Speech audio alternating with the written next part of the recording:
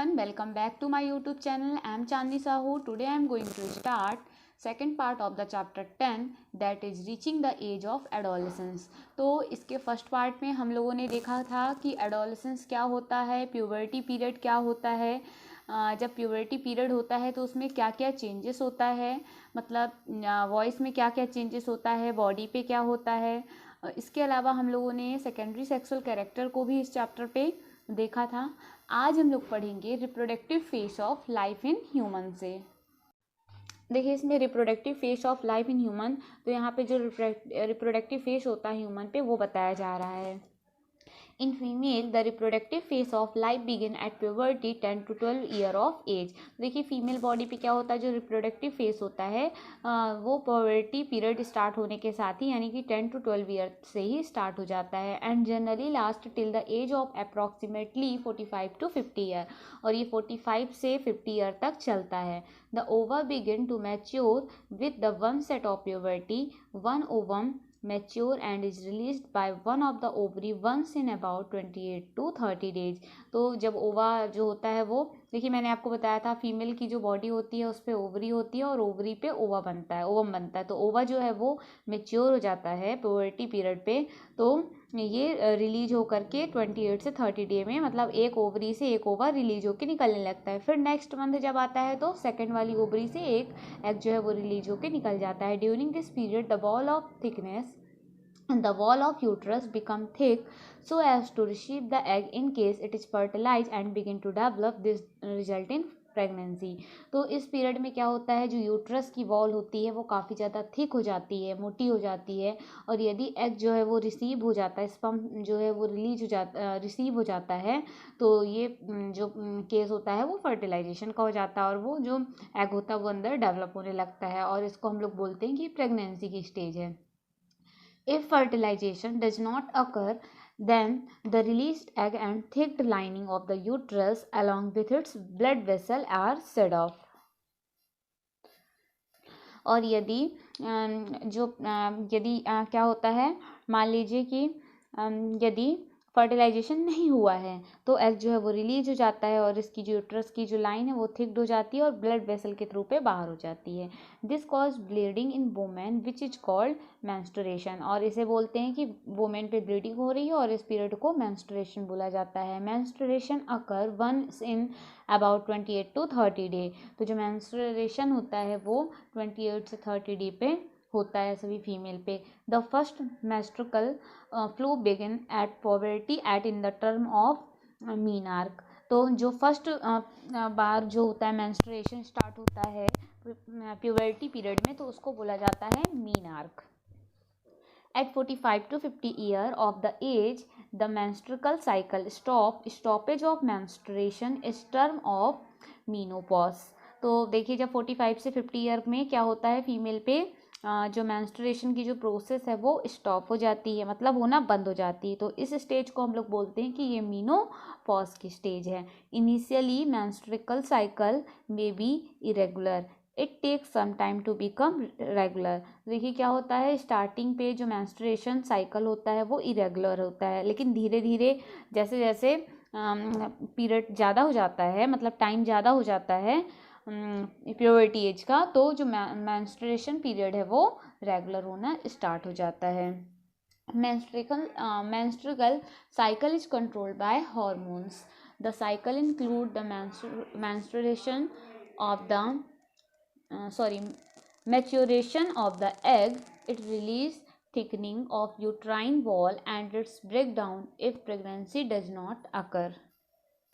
अब देखिए जो मेंस्ट्रुएशन साइकिल होता है ये हार्मोन के द्वारा कंट्रोल किया जाता है, और जब साइकिल जो है वो, मतलब इस साइकिल में जो एग जो है वो मैच्योर हो जाता है तो ये रिलीज हो जाता है यूट्रस की वॉल से। और यदि प्रेगनेंसी की जो कंडीशन है वो नहीं होती है तो इस केस में क्या होता है, egg is fertilized, it divide and then get embedded in uterus for further development as you learnt in chapter 9। देखिए यहाँ पे ये बताया जा रहा है कि जब प्रेगनेंसी का पीरियड नहीं होता है तो उस टाइम पे क्या होता है, जो मेंस्ट्रुअल साइकिल है वो अपने में से एग को रिलीज करना स्टार्ट कर देता है। और यदि कंडीशन हो जाती है तो क्या होता है कि जो एग है वो फर्टिलाइज्ड हो जाता है और वो अंदर ही अंदर डेवलप होना स्टार्ट हो जाता है, मतलब एग जो है वो पूरी तरीके से डेवलप होना स्टार्ट हो जाता है। Let's we move on our next topic, that is how is the sex of the baby determined। अब देखिए प्रेगनेंसी पीरियड हो गई है, बेबी बनना स्टार्ट हो गया। अब हम बेबी का सेक्स कैसे डिटरमाइन करेंगे ये यहाँ पे बताया जा रहा है। बॉय और girl, inside the fertilized egg or zygote is the instruction for determining the sex of the baby। तो देखिए जो फर्टिलाइज्ड एग होता है या फिर हम जिसको जाइगोट बोलते हैं, तो वो जो है वो डिटरमाइन करता है कि जो बेबी है उसका सेक्स क्या होगा। This instruction is present in the thread like structure called the chromosomes. तो ये जो इंस्ट्रक्शन है वो एक थ्रेड लाइक स्ट्रक्चर के रूप में प्रेजेंट होता है जिसको हम लोग क्रोमोजोम्स बोलते हैं। In the fertilized egg, recall from chapter 8 that chromosomes are present inside the nucleus of every cell. तो हम लोगों ने चैप्टर 8 में पढ़ा है कि जो क्रोमोजोम्स होते हैं वो सभी सेल के न्यूक्लियस पे प्रेजेंट होते हैं। All human beings have 23 pair of chromosomes in the nuclei of their cell. तो जितने भी ह्यूमन बींग्स होते हैं उनके सेल के न्यूक्लाई पे 23 पेयर क्रोमोजोम्स का पाया जाता है। 2 chromosomes out of these are the sex chromosomes. और जो 2 क्रोमोजोम्स होते हैं वो सेक्स क्रोमोजोम्स कहलाते हैं, नेम्ड एक्स एंड वाई, जिनके नाम एक्स और Y. A female has 2 X chromosomes while a male has 1 X and 1 Y chromosomes. तो देखिए जो फीमेल है उस पर 2 क्रोमोजोम्स होते हैं जिनके नाम एक्स और एक्स है, और यदि हम लोग वहीं मेल की बात करें तो उसमें 2 क्रोमोजोम्स होते हैं जो कि एक एक्स होता है और एक वाई होता है। The gametes have only 1 set of chromosomes. तो देखिए जो गैमेट होता है उसमें क्रोमोजोम्स का एक सेट होता है। एक सेट का मतलब है कि 2 क्रोमोजोम्स होना है। यहाँ पे आप लोग ये चीज़ को ध्यान रखिएगा, यहाँ पे एक सेट की बात की जा रही है ना कि पर्टिकुलर एक की। The unfertilized egg always have 1 X chromosomes but sperm are of 2 kinds. तो देखिए जो ठीक है, चलिए आगे बताते हैं। 1 kind has an X chromosomes and the other kind has a Y chromosomes. See figure 10.4, when a sperm containing X chromosomes fertilize the egg, the zygote would have 2 X chromosomes and develop into a female child. If the sperm contribute a Y chromosomes to the egg, at fertilization the zygote would develop into a male child। अब देखिए यहाँ पे बताया जा रहा है कि जो क्रोमोजोम्स होते हैं वो आपस में जब फर्टिलाइजेशन के प्रोसेस के बाद जाइगोट में बदलते हैं, और जब जाइगोट डेवलप हो जाता है तो चाइल्ड बन जाता है। तो देखिए क्या होता है, हम लोगों ने देखा कि जो मेल बॉडी होती है उसमें 2 क्रोमोजोम्स होते हैं, एक होता है एक्स और एक वाई, जबकि फीमेल बॉडी पे 2 क्रोमोजोम्स ही होते हैं बट वो दोनों एक्स होते हैं। तो देखिए यदि फीमेल का एक्स और मेल का एक्स मिलता है तो जो बेबी बॉर्न होता है वो गर्ल होती है, और यदि फीमेल का एक्स और मेल का वाई यदि आपस में मिलते हैं तो जो बेबी बॉर्न होता है वो बॉय होता है। इस तरीके से हम लोगों ने देखा कि होने वाला जो भी चाइल्ड है वो गर्ल है या फिर बॉय है वो टोटली फीमेल में नहीं बल्कि मेल पे डिपेंड करता है। Now you know that the sex chromosomes of the father determine the sex of unborn baby. The belief that the mother is responsible for the sex of her baby is completely wrong, and to blame her for this is the totally unjustified। देखिए बहुत जगह क्या होता है, village वगैरह पे जो female होती है उसको ब्लेम किया जाता है कि मतलब बॉय नहीं हो रहे हैं, गर्ल हो रहे हैं। तो ये यहाँ पे टोटली बिल्कुल रॉन्ग है। साइंस इस बात को नहीं मानती है, क्योंकि जो बॉय या फिर गर्ल है वो मेल पे ही डिपेंड करता है, फीमेल पे नहीं, क्योंकि मेल के पास जो क्रोमोजोम्स होते हैं वो एक्स और वाई के होते हैं, जबकि फीमेल में केवल एक्स एक्स ही क्रोमोजोम्स होते हैं।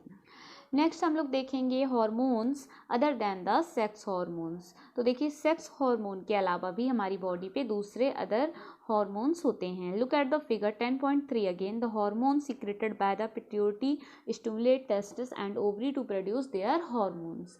You have already learned that the pituitary gland is the endocrine gland. It is attached to the brain। तो हम लोगों ने देखा कि जो पिट्यूटरी ग्लैंड होती है वहाँ से हार्मोन सीक्रेटेड होते हैं, मतलब टेस्टिस और ओवरीज जो हार्मोन्स है वो प्रोड्यूस होते हैं।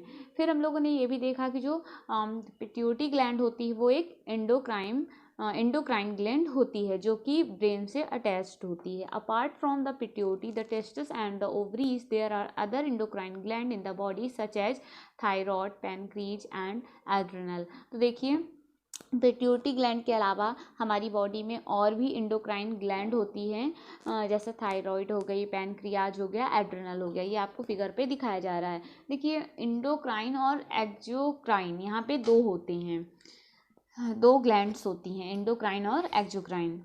बूजो एंड पहेली had once visited their aunt who was a doctor and remembered that a boy named Kaka had a very big and bulging throat. Their aunt was told them that the Kaka was suffering from goiter, a disease of the thyroid gland. बूझो और पहली जो है वो एक बार अपनी aunt के यहाँ गई थी घूमने, जहाँ जो कि वो डॉक्टर हैं। तो उनको याद आया कि उनके पास एक लड़का आया जिसका नाम काका था। उसका जो गला था वो बहुत ज़्यादा उभरा उभरा सा था, मोटा मोटा सा था। तो आंट ने उन्हें बताया कि उन्हें ग्वाइटर एक बीमारी है जो कि थायराइड ग्लैंड से होती है। काका thyroid gland was not producing the hormone thyroxine. तो जो काका की थायराइड ग्लैंड है वो प्रॉपरली हार्मोन्स यानी कि थायरॉक्सिन हार्मोन जो है वो प्रॉपरली डेवलप नहीं करती है, जिसकी वजह से उनको ये बीमारी हो गई। Their aunt also told them that their uncle was suffering from diabetes because the pancreas was not producing the hormones insulin in sufficient quantity. फिर उनकी आंट ने उन्हें बताया कि उनके अंकल को डायबिटीज भी एक बीमारी है जो कि क्या होता है, यदि पैनक्रियाज जो है वो ठीक तरीके से इंसुलिन हार्मोन को प्रोड्यूस नहीं करता है सफिशिएंट क्वांटिटी पे, तो जिससे डायबिटीज बीमारी हो जाती है। Boojho and Paheli then asked their aunt about the adrenal gland which are also shown in the chart hang on the wall of her clinic. तो पहेली और बूजो है वो उनकी क्लिनिक पे देखते हैं कि उनके यहाँ एक चार्ट टंगा हुआ है ना, जिसमें कि एड्रिनल ग्लैंड बनी हुई है। तो उनके बारे में उनसे पूछते हैं कि क्या कैसे होती, कौन सी हार्मोन सीक्रेट करते हैं। तो वो उन्हें बताती है कि जो एड्रिनल ग्लैंड होते हैं ये भी हार्मोन का सीक्रेशन करते हैं और ये बहुत सारे हार्मोन मतलब और जो भी एक्शंस होते हैं वो परफॉर्म करते हैं। और एड्रिनल जो होता है वो बेसिकली एड्रिनलिन हार्मोन को प्रोड्यूस करता है जो कि हमारी बॉडी में स्ट्रेस यानी जब हम लोग बहुत ज़्यादा गुस्सा होते हैं, चिंतित होते हैं, तो उस टाइम पे जो हार्मोन्स हमारी बॉडी पे निकलते हैं वो एड्रिनल ग्लैंड से ही निकलते हैं। Thyroid and adrenal secrete their hormone when they receive order from the pituitary through its hormones. Pituitary also secrete growth hormone which is necessary for the normal growth of a person. तो thyroid और adrenal जो है वो भी hormone का secret करते हैं जो कि पिट्यूटरी ग्लैंड के द्वारा एक्सेप्ट रिसीव की जाती है। पिट्यूटरी जो है वो ग्रोथ हार्मोन को भी सीक्रेट करता है जो कि किसी भी पर्सन की हाइट को बढ़ाने में, उसकी ग्रोथ करने पे रिस्पॉन्सिबल होता है। अब हम लोग देखेंगे role of the hormone in completing the life history of the insect and frog. तो देखिए ये इतना ज़्यादा इम्पॉर्टेंट टॉपिक नहीं है, इसको आप लोग खुद से देखिएगा। नेक्स्ट हम लोग पढ़ रहे हैं रिप्रोडक्टिव हेल्थ के बारे में। The physical and mental well being of individual is regarded as an individual health. To keep the body healthy, every human being at any age need to have a balanced diet. The person must also observe personal hygienic and undertake adequate physical exercise. तो देखिए हम लोगों को अपनी body को physically और mentally रूप से हमें अपनी बॉडी को बिल्कुल स्वस्थ रखनी है। तो उसके लिए हमारे लिए ज़रूरी कि हम एक प्रॉपर बैलेंस डाइट को लें, चाहे हम किसी भी एज के हों, किसी भी एज ग्रुप के हों, ये इसमें मैटर नहीं करता है, लेकिन हमको एक प्रॉपर जो बैलेंस डाइट होती है वो हमें लेना चाहिए यदि हमें अपने आप को फिट एवं हेल्दी रखना है। तो during adolescence however these become even more essential as the body is growing. और एडोलसेंस की एज पे तो बैलेंस डाइट का लेना बहुत ज़्यादा ज़रूरी होता है क्योंकि ये वो एज होती है जबकि हमारी बॉडी ग्रोइंग एज में होती है, मतलब हमारी बॉडी को बहुत ज़्यादा ग्रो होना होता है, तो इसलिए बैलेंस डाइट का होना और भी ज़्यादा ज़रूरी होता है। नेक्स्ट हम लोग देखेंगे nutritions need of the adolescence. तो एडोलसेंट को कौन कौन से न्यूट्रिशंस लेने होते हैं वो हम लोग देखेंगे। Adolescence is the stage of rapid growth and development, hence the diet for an adolescent has to be carefully planned, you have already learned what a balanced diet is. तो देखिए जो एडोलसेंस एज होती है वो rapid growth और development की होती है, इसलिए इस एज में एडोलसेंट को बहुत ज़्यादा एक अच्छे फूड की ज़रूरत होती है, मतलब बैलेंस डाइट लेने की रिक्वायरमेंट होती है. Recall that balance diet means that the meal include protein, carbohydrate, fat and vitamins in requisite proportions. Our Indian meal of roti, rice, dal and vegetable is a balanced meal. तो देखिए जो हमारा मतलब देखिए यहाँ पे बैलेंस डाइट से मतलब ये है कि उस पर हम ऐसा मील लें, उस पर कार्बोहाइड्रेट, फैट, विटामिन सब कुछ होना चाहिए. जो हमारा इंडियन मील है, दाल, रोटी, सब्जी, चावल, है ना, तो ये एक बैलेंस मील कहलाता है. Milk is balanced food in itself, और मिल्क भी अपने आप में एक बैलेंस फूड होता है. Fruits also provide nourishment. For instant mother milk provide all the nourishment that they need. तो जो मदर मिल्क होता है उसमें सभी न्यूरिशमेंट होता है. इसके अलावा हम लोग यदि बड़े हो चुके हैं, फ्रूट्स लेते हैं, तो उसमें भी बहुत सारे नरिशमेंट्स होते हैं. Iron builds blood and iron rich food such as leafy vegetable, jaggery meats, citrus, Indian gooseberry are good for adolescent.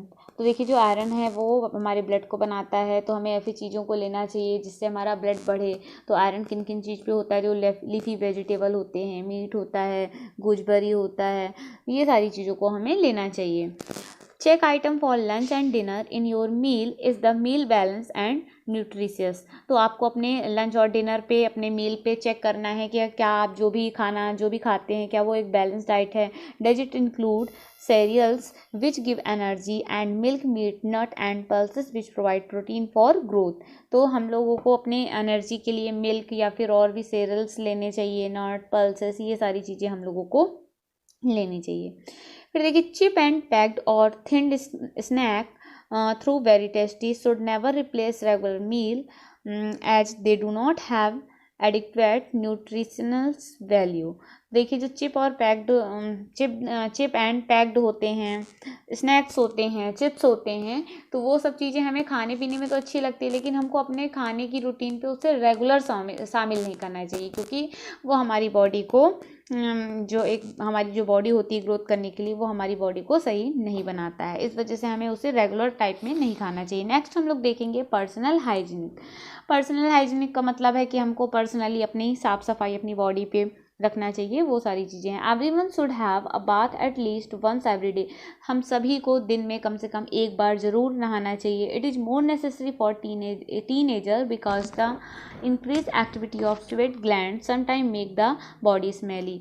तो देखिए ये टीनेजर के लिए बहुत ज़्यादा ज़रूरी होता है, क्योंकि उनकी बॉडी पे बहुत सारे चेंजेस होते रहते हैं. उनके बॉडी में स्वेट ग्लैंड भी होती है, जिसके कारण उनकी बॉडी पे जो है वो बहुत ज़्यादा स्मेल आने लगता है. All part of the body should be washed and cleaned every day. हमें अपनी बॉडी के सभी पार्ट को क्लीन रखना चाहिए, साफ़ रखना चाहिए, उसकी समय समय पे साफ़ सफाई करना चाहिए. If cleanliness is the not maintained there are chances of catching bacteria infection. यदि हम लोग साफ़ सफाई का ध्यान नहीं रखते हैं तो बहुत ज़्यादा चांस होता है कि हमारी बॉडी पे बैक्टीरियल इन्फेक्शन हो जाते हैं. Girls should take special care of cleanliness during the time of menstrual flow. They should keep the track of their menstrual cycle and be prepared for the onset of menstruation. देखिए girls को specially ध्यान रखना चाहिए कि जो menstruation period होता है उसमें साफ़ सफाई रखना चाहिए, है ना, उसकी जो डेट होती है उसको एग्जैक्ट याद रखना चाहिए. तो यही सब यहाँ पे बताया जा रहा है कि हम लोगों को अपनी साफ़ सफाई पे, वैसे हम सभी को साफ़ सफाई पे ध्यान देना चाहिए, लेकिन जो एडोलसेंट की एज होती है उस पर हम लोगों को विशेष रूप से ध्यान देना चाहिए. नेक्स्ट है physical exercise. Walking and playing in fresh air keep the body fit and healthy. All young boy and girls should take walks, exercise and play outdoor games. तो देखिए हम लोगों को डेली फिजिकल एक्सरसाइज करना चाहिए. यदि हम उसमें वॉकिंग करते हैं, प्लेइंग करते हैं, कुछ भी करते हैं, मतलब ऐसा काम करना चाहिए जिसमें हमारी एक्सरसाइज भी होती रहे. मतलब हम लोग गेम वगैरह भी खेलें तो ऐसे गेम खेलें कि वो आउटडोर गेम हो, ना कि इंडोर हो, जिससे हमारी बॉडी जो है वो हेल्दी बनी रहे. नेक्स्ट है से नो टू ड्रग. अब हमें इस एज में ड्रग्स को नहीं लेना चाहिए. Adolescence is a period of much activity in the body and mind which is the normal part of growing up. तो देखिए जो एडोलसेंस की एज होती है ये एक ऐसा पीरियड होता है जो कि बॉडी और हमारे माइंड में बहुत सारा चेंजेस लाता रहता है, बहुत सारी एक्टिविटी हमारे माइंड में चलती रहती हैं। So do not feel confused और insecure if anybody suggest that you will get relief if you take some drugs, just say no. तो देखिए हम लोग उस टाइम पे इस पीरियड में क्या होते हैं, बहुत ज़्यादा कंफ्यूज होते हैं, है ना। मतलब जो हमारे फ्रेंड्स बताते हैं वो सारी बातें हमें अच्छी लगने लगती है, लेकिन हमको इस चीज़ पे ध्यान देना चाहिए कि जो हमारे लिए सही नहीं है उसका हमको अपोज करना चाहिए, वो चीज़ें हमें नहीं लेनी चाहिए। जैसे कोई हमें ड्रग वगैरह देता है तो हमको उसको नहीं लेना है। Unless prescribed by the doctor, drug are addictive. If you take them once you feel like taking them again and again. तो देखिए जो ड्रग्स होता है वो एक एडिक्टिव होता है, मतलब उसमें एक नशा होता है। यदि हम उसको एक बार ले लेते हैं तो हमारा मन बार बार उसको लेने में करेगा। They harm the body in the long run, they run health and happiness. तो जो कि हमारी बॉडी के बहुत सारे ऐसे पार्ट होते हैं जो कि जिसको क्या करता है, ये ब्रेक कर देता है, ख़राब कर देता है हमारी बॉडी पार्ट को, यदि हम ड्रग वगैरह ये सारी चीज़ें लेते हैं। इसमें लीवर वगैरह काफ़ी ज़्यादा इफेक्टेड होता है। You must have heard about AIDS which is caused by dangerous virus HIV। आप लोगों ने एड्स का नाम सुना होगा, ये एक HIV वायरस के थ्रू होता है। This virus can pass on to the normal person from an infected person. तो ये जो वायरस है एक नॉर्मल पर्सन से इन्फेक्टेड पर्सन से नॉर्मल पर्सन की में चला जाता है। By sharing the syringes used for injection drug. यदि हम लोग ऐसा इंजेक्शन, जैसे हम लोग ऐसी सीरीज यूज करते हैं जो कि एड्स वाले पर्सन को है लगी हुई है वो इंजेक्शन, और उसका सीरिंज हम लोग अपनी बॉडी पे लगवा लिया, तो फिर हमारी बॉडी भी HIV से प्रभावित हो जाएगी। It can also be transmitted to an infant from the infected mother through her milk. तो देखिए ये जो ये HIV होता है, यदि कोई ऐसी मदर है जो कि इन्फेक्टेड है HIV से, तो उसका कोई बेबी है यदि वो उसका मिल्क पीता है तो बच्चे पे भी चांस है कि उसके मिल्क पीने से उसको भी HIV हो सकता है। The virus can also be transmitted through the sexual contact with a person infected with HIV। तो ये जो वायरस है वो यदि हम लोग HIV वाले पर्सन से सेक्सुअल कॉन्टेक्ट में हम उसके रहते हैं तो भी ये वायरस हम तक पहुंच सकता है। तो इस तरीके से ये जो हमारा चैप्टर है ये कंप्लीट हुआ। आई होप आपको चैप्टर समझ में आया होगा। चैप्टर अच्छा लगा तो प्लीज़ वीडियो को लाइक करें और अपने फ्रेंड्स के साथ भी शेयर करें। Okay, thank you so much.